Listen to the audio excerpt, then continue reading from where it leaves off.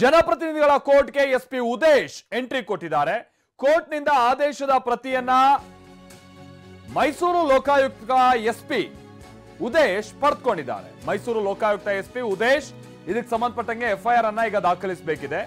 ಈ ಮುಖೇನವಾಗಿ ಶೀಘ್ರವೇ ಮುಖ್ಯಮಂತ್ರಿಗಳ ವಿರುದ್ಧವಾಗಿ ಎಫ್ಐಆರ್ ದಾಖಲಾಗುತ್ತಾ ಅಥವಾ ಇನ್ನೂ ಏನಾದ್ರೂ ಸಮಯ ವ್ಯರ್ಥ ಮಾಡುವಂತ ಪ್ರಯತ್ನಗಳು ಆಗುತ್ತಾ ಅನ್ನುವಂಥ ಪ್ರಶ್ನೆ. ದೂರುದಾರರು ಕೂಡ ಇದೇ ಅನುಮಾನವನ್ನ ವ್ಯಕ್ತಪಡಿಸಿ ಎಸ್ಪಿ ಉದೇಶ್ ಕಣ್ಮರೆ ಆಗ್ಬಿಟ್ಟಿದ್ದಾರೆ, ಕಿಡ್ನಾಪ್ ಆಗ್ಬಿಟ್ಟಿದ್ದಾರೆ, ಅವ್ರ ವಿರುದ್ಧ ನಾನು ಕಂಪ್ಲೇಂಟ್ ಕೊಡ್ತೀನಿ, ಹುಡ್ಕೊಡಿ ಇವ್ರನ್ನ ಅಂತ ಹೇಳ್ಕೊಂಡು ಈಗ ಆಲ್ರೆಡಿ ಕಿಡಿಕಾರ್ತಾ ಇದ್ದಂಥದನ್ನ ನೋಡ್ತಾ ಇದ್ವಿ. ಇದು ವಿಚಾರ ಅಂತ ಅಂದ್ರೆ ಬೆಂಗಳೂರು ಲೋಕಾಯುಕ್ತ ಕಚೇರಿಯಲ್ಲಿ ಒಂದು ಸಭೆ ಆಗಿದೆ. ಆ ಸಭೆಯ ಬಳಿಕ ಇದೀಗ ಎಸ್ಪಿ ಉದೇಶ್ ಕೋರ್ಟ್ಗೆ ಹೋಗಿ ಅಲ್ಲಿ ಆದೇಶದ ಪ್ರತಿಯನ್ನ ಪಡೆಯುವಂತ ಪ್ರಯತ್ನದಲ್ಲಿ ಇದ್ದಾರೆ. ಹಾಗಾಗಿ ಇದು ಸರ್ಕಾರದ ಒಂದು ತನಿಖಾ ಸಂಸ್ಥೆ ಆಗಿರುವಂತಹ ಕಾರಣಕ್ಕಾಗಿ ಇವರಿನ್ನದೇನ್ ತನಿಖೆ ಮಾಡ್ತಾರೆ ಮುಖ್ಯಮಂತ್ರಿಗಳ ವಿರುದ್ಧದ ಆರೋಪಕ್ಕೆ ಅನ್ನುವಂಥದ್ದು ಪ್ರಶ್ನೆ ಇತ್ತಲ್ಲ, ಅದು ಪೂರಕವಾದಂತ ಎಲ್ಲ ಬೆಳವಣಿಗೆಗಳು ಕೂಡ ರಾಜ್ಯದಲ್ಲಿ ಆಗ್ತಾ ಇರುವಂತದನ್ನ ನೋಡ್ತಾ ಇದೀವಿ. ಇದಕ್ಕಿಂತ ಮುನ್ನ ಬೆಂಗಳೂರು ಲೋಕಾಯುಕ್ತ ಕಚೇರಿಯಲ್ಲಿ ಒಂದು ಉನ್ನತ ಮಟ್ಟದ ಸಭೆಯನ್ನ ನಡೆಸಲಾಗಿದೆ. ಕಾನೂನು ತಜ್ಞರ ಜೊತೆಗೆ ಲೋಕಾಯುಕ್ತ ಅಧಿಕಾರಿಗಳು ಸಭೆಯನ್ನ ನಡೆಸಿದ್ದಾರೆ. ಲೋಕಾಯುಕ್ತ ಹಿರಿಯ ಪೊಲೀಸ್ ಅಧಿಕಾರಿಗಳು ಇದರಲ್ಲಿ ಭಾಗಿಯಾಗಿದ್ರು. Lokayukta IGP Subrahmanyeshwara Rao, Lokayukta ADGP Manish Karbikar, Mysuru Lokayukta SP Udesh ಚರ್ಚೆಯನ್ನ ಮಾಡಿದ್ದಾರೆ. ಮೂಡಾ ಕೇಸ್ ತನಿಖಾ ಹಂತ ನಿರ್ಧಾರ ಸಂಬಂಧ ಈ ಸಭೆಯನ್ನ ಸೇರಲಾಗಿದೆ. ಲೋಕಾಯುಕ್ತ ಎಡಿಜಿಪಿ ಕಚೇರಿಯನ್ನ ಕೋರ್ಟ್ ಆದೇಶ ಸದ್ಯ ತಲುಪಿದೆ.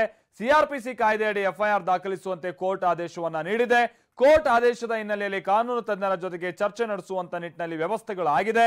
ಮುಂದಿನ ತನಿಖೆ ಹೇಗೆ ನಡೆಸಬೇಕು ಅನ್ನುವಂತ ನಿಟ್ಟಿನಲ್ಲಿ ಕಾನೂನು ಸಲಹೆಯನ್ನ ಪಡೆದುಕೊಳ್ಳಲಾಗಿದೆ ಅನ್ನುವಂಥದ್ದು ಗೊತ್ತಾಗ್ತಾ ಇದೆ. ಶಿವಪ್ರಸಾದ್ ಇದಕ್ಕೆ ಸಂಬಂಧಪಟ್ಟಂಗೆ ಮತ್ತಷ್ಟು ಡೀಟೇಲ್ಸ್ ಅನ್ನ ಕೊಡ್ತಾರೆ. ಶಿವು, ಈಗ ಏನ್ ಆಗ್ತಾ ಇದೆ ಇದಕ್ಕೆ ಸಂಬಂಧಪಟ್ಟಾಗಿನ ಅಪ್ಡೇಟ್ಸ್? ಯಾಕಂತ ಅಂದ್ರೆ ದೂರುದಾರರಂತೂ ಎಸ್ಪಿ ಉದೇಶ್ ಕೈಗೆ ಸಿಗ್ತಾ ಇಲ್ಲ, ಫೋನ್ ಎತ್ತುತ್ತಾ ಇಲ್ಲ, ಕಿಡ್ನಾಪ್ ಆಗ್ಬಿಟ್ಟಿದ್ದಾರೆ ಅನ್ನುವಂತ ರೀತಿಯಾಗೆಲ್ಲ ಆರೋಪ ಮಾಡಿ ಅವ್ರ ವಿರುದ್ಧ ಕಂಪ್ಲೇಂಟ್ ಕೊಡ್ತೀವಿ ಅಂತ ಎಚ್ಚರಿಸ್ತಾ ಇದ್ರು. ಅದರ ನಡುವೆ ಉದೇಶ್ ಅವರು ಸದ್ಯ ಬೆಂಗಳೂರಿನಲ್ಲಿ ಆಗುವಂತ ಪ್ರೊಸೀಜರ್ ಕಡೆಗೆ ಗಮನ ಕೊಟ್ಟಂತ ರೀತಿಯಾಗಿ ಕಂಡು ಬರ್ತಾ ಇದೆ. ಏನು ಡೀಟೇಲ್ಸ್ ಗೊತ್ತಾಗ್ತಾ ಇದೆ ಶಿವು?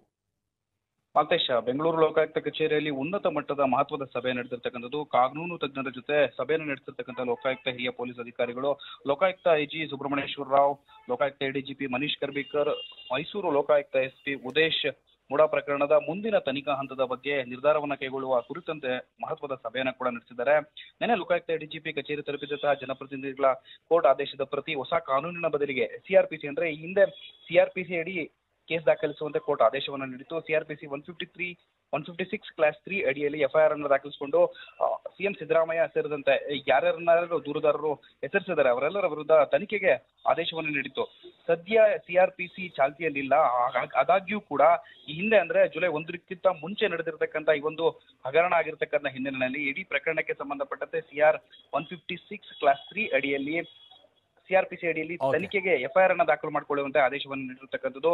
ಇದರ ಮುಂದಿನ ತನಿಖೆಯ ಪ್ರಕ್ರಿಯೆ ಸಿಆರ್ಪಿಸಿಗೆ ಬದಲಾಗಿ ಭಾರತೀಯ ನಾಗರಿಕ ಸುರಕ್ಷಾ ಅಧಿನಿಯಮ ಜಾರಿಗೆ ಬಂದಿದೆ. ಈ ನಿಟ್ಟಿನಲ್ಲಿ ಭಾರತೀಯ ನಾಗರಿಕ ಸುರಕ್ಷಾ ಅಧಿನಿಯಮದ ಅಡಿಯಲ್ಲಿ ಪ್ರೊಸೀಜರ್ ಅನ್ನ ಫಾಲೋ ಮಾಡಬೇಕಾಗಿದೆ. ಅಂದ್ರೆ ಕ್ರಿಮಿನಲ್ ಪ್ರೊಸೀಜರ್ ಕೋಡ್ ಏನಿತ್ತು ಸಿಆರ್ಪಿಸಿ, ಅದರ ಬದಲಾಗಿ ಭಾರತೀಯ ನಾಗರಿಕ ಅಧಿನಿಯಮ ಬಂದಿದೆ, ಭಾರತೀಯ ನಾಗರಿಕ ಸುರಕ್ಷಾ ಅಧಿನಿಯಮ. ಅದರಂತೆ ಈಗಾಗಲೇ ಮುಂದಿನ ತನಿಖೆಯ ಹಂತವನ್ನ ನಡೆಸಬೇಕಾಗಿದೆ. ಇದಕ್ಕೆ ಸಂಬಂಧಪಟ್ಟಂತೆ ಹಿರಿಯ ಕಾನೂನು ತಜ್ಞರ ಚರ್ಚೆಯನ್ನ ನಡೆಸಿದ್ರು ಮಹತ್ವದ ಸಭೆಯಲ್ಲಿ. ಆ ಬಳಿಕ ಈಗಾಗಲೇ ಮೈಸೂರಿನ ಲೋಕಾಯುಕ್ತ ಎಸ್ಪಿ ಆಗಿರ್ತಕ್ಕಂಥ ಇವರೇ ತನಿಖಾಧಿಕಾರಿ ಉದೇಶ್ ಅವರು ಈಗಾಗಲೇ ಸಿಟಿ ಸಿವಿಲ್ ಕೋರ್ಟ್ ಆವರಣದಲ್ಲಿ ಇರ್ತಕ್ಕಂಥ ಜನಪ್ರತಿನಿಧಿಗಳ ವಿಶೇಷ ನ್ಯಾಯಾಲಯಕ್ಕೆ ಆಗಮಿಸಿರ್ತಕ್ಕಂಥ ಖುದ್ದು ಅವರೇ ಬಂದು ಆದೇಶದ ಪ್ರತಿಯನ್ನು ಅಂದ್ರೆ ದೂರಿನ ಕುರಿತಂತೆ ಈಗಾಗಲೇ ನ್ಯಾಯಾಲಯ ಹೊರಡಿಸಿರ್ತಕ್ಕಂಥ ಆದೇಶದ ಪ್ರತಿಯನ್ನು ಕೂಡ ಪಡೆದುಕೊಂಡು ತೆರಳುತ್ತಿದ್ದಾರೆ. Malthesh, thank you Shivaprasad.